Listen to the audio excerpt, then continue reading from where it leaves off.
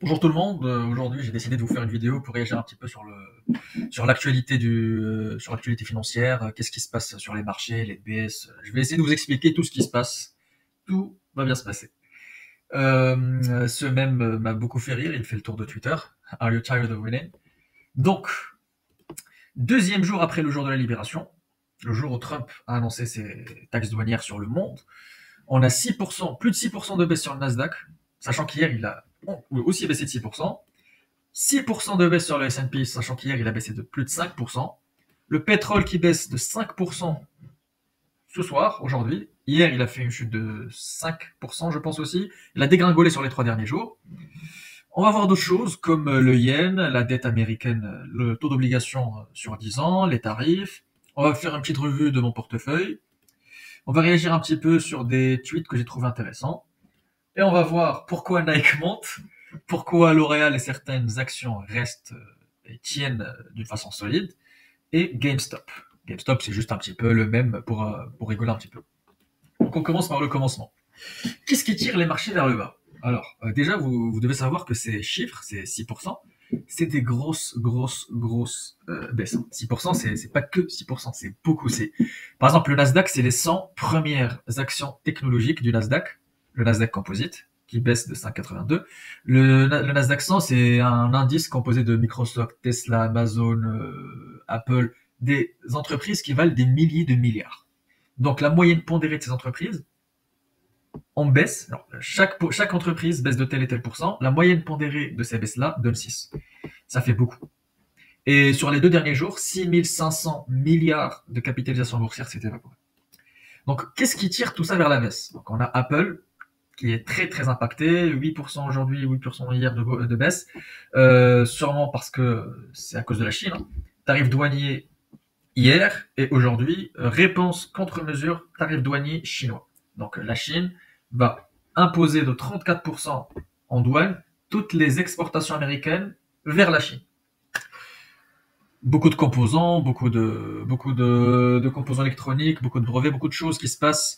Donc Apple qui baisse fortement, Amazon c'est des commerçants chinois à l'intérieur, euh, des entreprises qui baissent moins, mais qui baissent quand même, Google, Microsoft, c'est des entreprises technologiques type plateforme qui importent ou exportent très peu. On a des petits téléphones chez Google et des petits ordi chez Microsoft.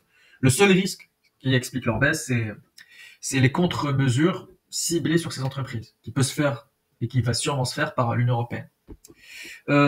Tout ça, toutes les entreprises baissent fortement. On s'attend peut-être à une récession et à une inflation. Ça dépend. Chaque camp avance ses arguments. Donc, le camp qui avance les arguments d'une récession, qui dit récession dans le jargon économique, dans les manuels de finance, c'est quand le PIB, la croissance du PIB sur 2 trimestres consécutifs est négative. Donc, si on ne fait pas de croissance sur un semestre, on est en récession. Ça, c'est la définition du dictionnaire. Mais, en gros, quand on veut parler de récession, on parle de ralentissement fort de l'économie. Et qui dit récession, dit économie moins rapide, économie moins forte, économie moins fluide, donc moins de consommation d'énergie, donc pétrole en berne. Voici les tarifs douaniers que Trump a annoncés. Donc on voit que les zones émergentes, les pays émergents, l'Asie, et surtout les pays qui ont une monnaie sous-évaluée, une monnaie dépréciée, prennent très cher. Vietnam 90%, Japon 46, Chine 67, par-ci, par-là, c'est la violence. Là, le yen, on voit que le yen explose à la hausse contre le dollar. Pourquoi je dis explose à la hausse et là, ça baisse? Parce que là, pour lire ce graphique, il faut comprendre ce que c'est qu'une parité monétaire. Dans le marché du Forex, on parle en parité. Là, c'est un dollar par rapport au yen. Donc pour un dollar, on a 145 yens. Il y a une semaine, pour un dollar, on pouvait avoir plus de 150 yens. Même si c'est des petites variations, ça fait très mal. Et moi, personnellement, je dis que c'est ça la vraie baisse du marché. Elle est à cause de ça. Je vous explique tout. Ça s'appelle le carry trade. Carry trade, ça a vastement été expliqué dans l'histoire économique. Dans certaines zones du monde, on a des monnaies différentes. Donc, les États-Unis utilisent le dollar, l'Union européenne utilise l'euro, l'Asie, Japon utilise le yen, la Chine utilise le renminbi, ça dépend. Donc, ces monnaies ont des spécificités liées à une banque centrale. Cette banque centrale impose un taux d'intérêt directeur pour financer les dettes de cette zone. Donc, au dépend de la situation économique de la zone, la Banque centrale choisit de baisser ou de hausser les taux, de faire du quantitative easing ou du tightening, ça dépend. Je pourrais vous expliquer tout ça en détail dans une autre vidéo si vous le voulez, vous me le dites juste dans les commentaires. Mais pour être rapide, les taux d'intérêt au Japon sont très bas, comme partout en Asie, parce que la zone a été une zone d'industrialisation massive, vu le coût du travail qui baisse. Qui dit industrialisation massive dit déflation, et la déflation mène à des taux d'intérêt très très bas pour soutenir l'économie. Sinon, le cash aura plus de valeur que les actifs. Donc, on baisse les taux d'intérêt au maximum pour stimuler l'économie, ce qui nous donne des monnaies comme le yen avec des taux d'intérêt qui, il n'y a pas si longtemps, étaient de 0,80% pour l'obligation à 10 ans. Donc, dans ces cas-là, qu'est-ce que font certains investisseurs? Ils empruntent en yen, du levier, ils prennent du levier sur le yen, et ils investissent dans des zones où il y a plus de rendement. Comme par exemple sur une obligation d'État à 10 ans américaine, qui il n'y a pas si longtemps donnait du rendement de 5,5%. Donc tu empruntes en 1%, tu investis en 5,5% et tu prends 4,5% gratos. Bien, non? En fait, qu'est-ce qui se passe? Depuis quelque temps, le Japon subit de l'inflation. Qui subit de l'inflation? Donc, on sort un petit peu du modèle déflationniste. La Banque centrale japonaise commence à très légèrement hausser les taux d'intérêt pour contrer cette inflation. Donc on passe de 0,85 à 1, puis 1,2, puis 1,3%. C'est très bas, on est d'accord. Mais ça fait effet sur la parité monétaire. Donc plus on hausse les taux d'intérêt, même si c'est très bas, plus les investisseurs locaux ou du coin peuvent être incités à investir chez eux. Ils investissent chez eux, ils achètent du yen en obligation d'État. Donc le yen est recherché, donc il augmente en valeur. Ah, donc pour chaque dollar, tu ne vas plus emprunter 150 yens, mais tu vas, je veux dire, pour chaque 150 yens que tu as emprunté, il faudra que tu rentres 1 dollar. Mais en fait, non. Maintenant, pour 145 yens, il nous faut 1 dollar. Donc pour 150 yens que tu as emprunté, il faut que tu nous rentres plus de dollars. Donc c'est ça ce qui aggrave ta situation d'emprunteur et ce qui cause des appels de marge. On te dit, écoute, il faut que tu le rembourses, là, tu es trop loin du compte. Du coup, ça crée des liquidations forcées de portefeuille. Les gens qui ont emprunté, quand le yen monte, ils sont en appel de marge, ils liquident les portefeuilles pour rembourser, ce qui amorce des chutes non contrôlées. En fait, le yen explose face au dollar depuis quelques jours, ce qui fait l'effondrement des marchés. En plus, il y a un deuxième phénomène, c'est le flight to safety ou le flight to quality. Donc, ici, les gens sortent du dollar, vendent tout ce qui est en dollars pour rembourser leur yen. Ici, c'est le taux US à 10 ans, donc l'obligation d'État américaine à 10 ans. Ici, on voit que les taux baissent parce que la valeur intrinsèque monte. Pourquoi elle monte? Parce que on croit qu'il y a une récession, on ne sait pas ce qui va arriver sur l'économie, on connaît un emprunteur qui ne fera jamais faillite. D'après les économistes, dans le jargon financier, c'est censé être l'actif refuge et l'actif sans risque par excellence.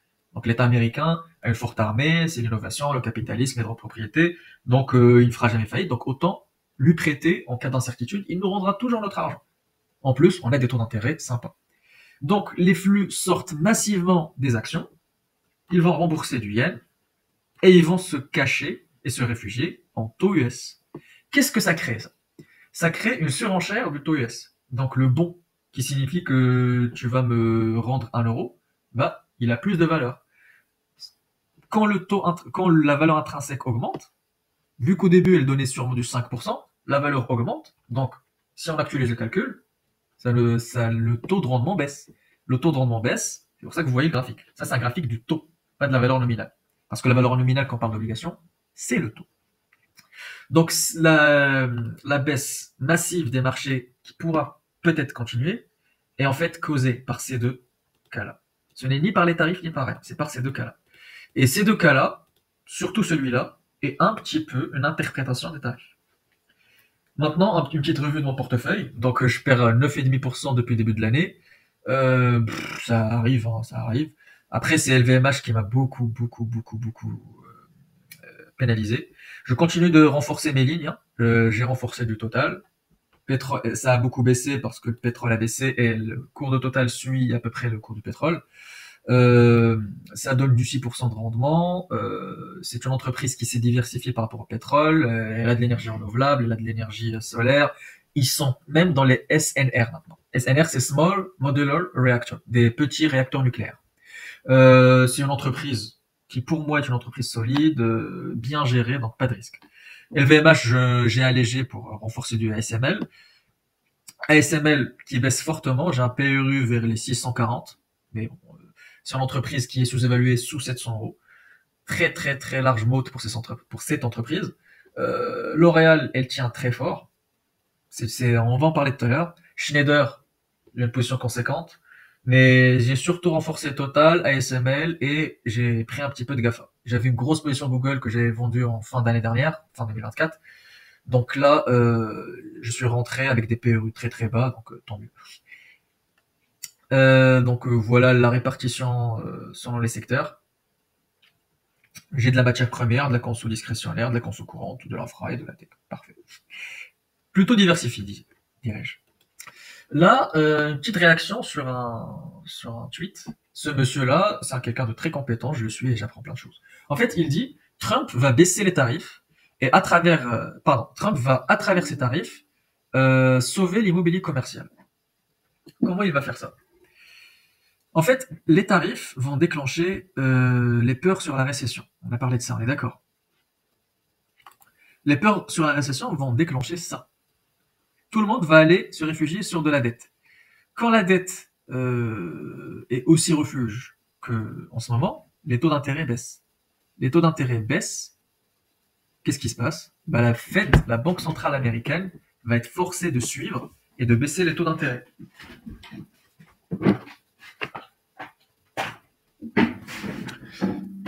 Une fois que la Banque centrale baissera ses taux d'intérêt, c'est qui le secteur qui va le plus en profiter? Bien évidemment, c'est l'immobilier. L'immobilier commercial qui est le plus en difficulté en priorité. Mais l'immobilier résidentiel aussi, ils ont du 6,5% pour les taux d'intérêt chez les particuliers. Sans compter les taux d'intérêt sur les découverts ou les cartes de crédit américaines. Donc là, c'est une dinguerie. Donc il a raison. L'immobilier commercial va indirectement être sauvé. Et peut-être que tout ça, c'était prévu. Il y a une théorie sur Twitter qui parle de ça. Voilà, justement, c'est la réponse. Trump veut cracher les marchés pour faire baisser les taux d'intérêt de l'US à 10 ans. Quand le taux d'intérêt de l'US à 10 ans baisse, la Fed va faire baisser les taux d'intérêt. Quand la Fed baisse ses taux d'intérêt, tout le monde en profite. La dette américaine sera refinancée à moindre coût. Les entreprises seront refinancées à moindre coût et les consommateurs pourront respirer. Donc, c'est pas mal. C'est comme si on prenait aux riches, parce que tout ça, hein, c'est détenu par 8%, c'est détenu par 8% de la population. Donc, les plus riches ont le plus d'actions. Ce qui n'est pas forcément vrai parce que les fonds de pension et les gros détenteurs d'entreprises et les gérants d'hedge funds, tout ça, c'est des gens qui gèrent les retraites des Américains. Donc, c'est pas forcément vrai. Mais on dit que comme si on prenait aux riches et on distribuait aux pauvres indirectement, mais vraiment indirectement, et c'est à travers ce mécanisme. Donc voilà, if Trump crushes the stock to save bonds, sous 3% sur le taux d'intérêt à 10 ans, will be music to any commercial real estate here. Donc ça va être du pain béni pour l'immobilier commercial. Deuxième chose sur laquelle je peux réagir, c'est Garry Kasparov, un joueur d'échecs russe, le meilleur joueur d'échecs de l'histoire, qui réagit sur les tarifs douaniers en retweetant un tweet de Bill Ackman, très grand gérant de portefeuille, qui dit que la meilleure façon de négocier est de faire croire à l'autre partie qu'on est taré. Donc Nike, elle augmente aujourd'hui. Elle a baissé hier de plus de 10%. Elle augmente aujourd'hui. Pourquoi? Parce que les taux de tarifs douaniers avec le Vietnam vont rebaisser. Il y a eu un call entre Trump et Lam, je pense, le président du Vietnam, en fin de séance, et ils vont être allégés fortement les taux douaniers. Donc Nike en profite, elle respire un petit peu. Il y a encore de l'incertitude, mais bon, c'est déjà une hausse parmi les baisses sanglantes d'aujourd'hui. L'Oréal, elle tient. Elle a fini plus bas, légèrement plus bas, mais elle tient. Parce que c'est de la conso c'est de la conso courante, contrairement à LVMH ou les autres trucs qui sont de la conso discrétionnaire. La consommation courante, c'est les choses dont on ne peut pas se passer. Les femmes auront toujours besoin de leur maquillage et de leur shampoing. Si ça coûte 1 euro plus cher, elles le paieront, elles le verront même pas. Le besoin de beauté a explosé ces dernières années dans les sociétés occidentales et même dans les sociétés qui s'enrichissent, comme les Indiens et les Chinois qui comptent beaucoup de population. Et finalement, on voit le GameStop qui augmente fortement alors que tout baisse. Le meme stock là, en fait, 34% de leur capitalisation boursière est faite de cash, donc c'est comme si tu achetais de cash un petit peu.